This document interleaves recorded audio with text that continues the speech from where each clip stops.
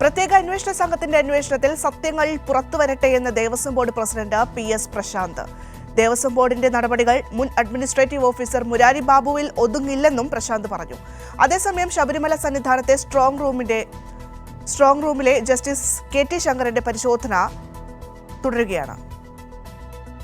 പ്രത്യേക അന്വേഷണ സംഘത്തിന്റെ അന്വേഷണത്തിൽ പൂർണ്ണ വിശ്വാസമാണ്. അന്വേഷണം നടക്കട്ടെ എന്ന നിലപാടായിരുന്നു സർക്കാരിനും ദേവസ്വം ബോർഡിനും തുടക്കം മുതലെന്ന Devaswom board president PS Prashanth പറഞ്ഞു. സ്വർണത്തിന്റെ തൂക്കത്തെക്കുറിച്ചായാലും സ്വർണം അപഹരിക്കപ്പെട്ടതിനെ കുറിച്ചായാലും എല്ലാം തന്നെ ഒരു സമഗ്രമായ അന്വേഷണം വേണമെന്ന് തന്നെയായിരുന്നു ദേവസ്വം ബോർഡിന്റെയും സർക്കാരിന്റെ നിലപാട്.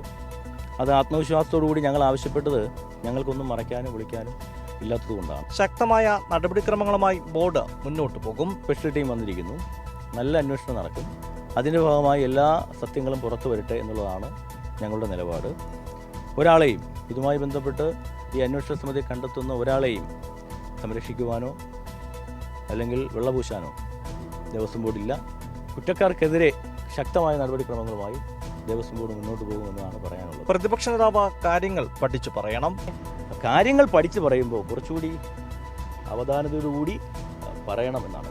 VD സതീശൻ എന്നും പറയാം, പക്ഷെ പ്രതിപക്ഷ നേതാവായിരിക്കുന്ന VD സതീശൻ പറയുമ്പോൾ കുറച്ചുകൂടി കാര്യങ്ങൾ പഠിച്ചു പറയണം. ജസ്റ്റിസ് KT ശങ്കരന്റെ നേതൃത്വത്തിൽ സ്ട്രോങ് റൂം തുറന്ന പരിശോധന ആരംഭിച്ചു.